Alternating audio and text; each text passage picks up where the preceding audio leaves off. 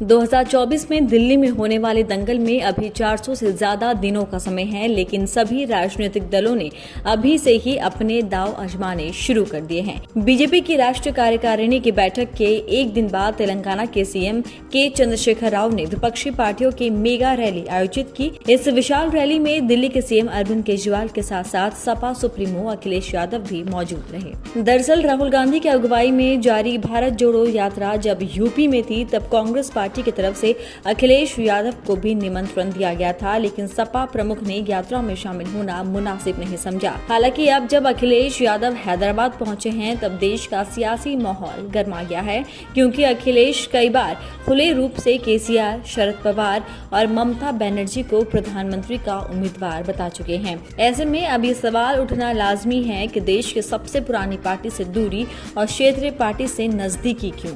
तो आइए हम आपको बताते हैं कि अखिलेश यादव के इस कदम का सियासी मतलब क्या है। तो हम आपको बता दें कि अखिलेश यादव मजबूत क्षेत्रीय दलों का शुरू से समर्थन करते आ रहे हैं। इनमें ममता बनर्जी, शरद पवार, लालू यादव और केसीआर का नाम प्रमुख है। इन नेताओं ने अपने अपने राज्यों में बीजेपी से कड़ा मुकाबला किया। हालांकि तीसरा मोर्चा यानी कि थर्ड फ्रंट बनाने को लेकर अभी तक किसी भी नेता ने औपचारिक बयान नहीं दिया है, लेकिन क्षेत्रीय दल जिस तरह एकजुट हो रहे हैं उससे इसकी अटकलें लग रही है। इससे पहले अखिलेश यूपी में एक मोर्चा बनाकर 2022 के चुनाव में बीजेपी को कड़ी टक्कर भी दे चुके हैं। अगर हम दूसरे पॉइंट्स की बात करें तो केसीआर की पार्टी भारतीय राष्ट्र समिति का आधार वोट तेलंगाना में है। केसीआर अलग तेलंगाना की मांग को लेकर राजनीति की ऊंचाई पर पहुंचे हैं। चुनाव आयोग की ओर से केसीआर को एम्बेसडर का कार्ड चुनाव चिन्ह मिला है।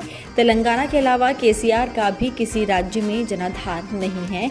ऐसे में अखिलेश जानते हैं कि अगर वो केसीआर के साथ जाते हैं तो उन्हें यूपी में सीटों का बंटवारा नहीं करना पड़ेगा। वहीं अगर हम बात करें आखिर अखिलेश ने भारत जोड़ो यात्रा से दूरी क्यों बनाई, तो इसका मुख्य कारण है कांग्रेस ने 30 जनवरी को 16 विपक्षी पार्टियों को राहुल गांधी की भारत जोड़ो यात्रा में शामिल होने का न्योता दिया, लेकिन केसीआर, अरविंद केजरीवाल और असदुद्दीन ओवैसी को आमंत्रण नहीं भेजा गया। ऐसे में अखिलेश केसीआर की रैली में जाकर कांग्रेस की विपक्षी एकता की हवा निकालने की कोशिश में है। अखिलेश कई दफे कांग्रेस और बीजेपी के अलावा थर्ड फ्रंट की वकालत कर चुके हैं। गौरतलब हो कि यूपी में 2017 के चुनाव में अखिलेश यादव ने कांग्रेस के साथ गठबंधन किया था, लेकिन पार्टी की करारी हार हुई। 403 में से सपा 47 सीटों पर ही सिमट गई, जबकि कांग्रेस को भी सिर्फ 7 सीटें मिली। इसके बाद अखिलेश यादव ने कांग्रेस से गठबंधन नहीं करने की घोषणा कर दी। इसकी 2 बड़ी वजह है। पहली वजह की अगर बात करें तो वो है कि प्रदेश में कांग्रेस के पास जनाधार नहीं है। ऐसा हम इसीलिए कह रहे हैं क्योंकि आंकड़ों पर ध्यान तो साफ है। 2009 के बाद से यूपी में कांग्रेस का जनाधार लगातार कम होता जा रहा है। 2009 चुनाव में कांग्रेस को 21 सीटें और 18.25% वोट मिले थे। 2014 में पार्टी का वोट परसेंट 7.53% पर पहुंच गया। इस साल पार्टी को सिर्फ 2 सीटें मिली है।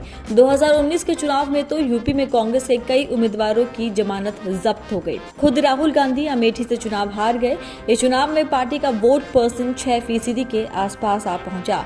वहीं दूसरे कारण पर आए तो ये है कि कांग्रेस हर चुनाव में ज्यादा सीटों पर चुनाव लड़ना चाहती है।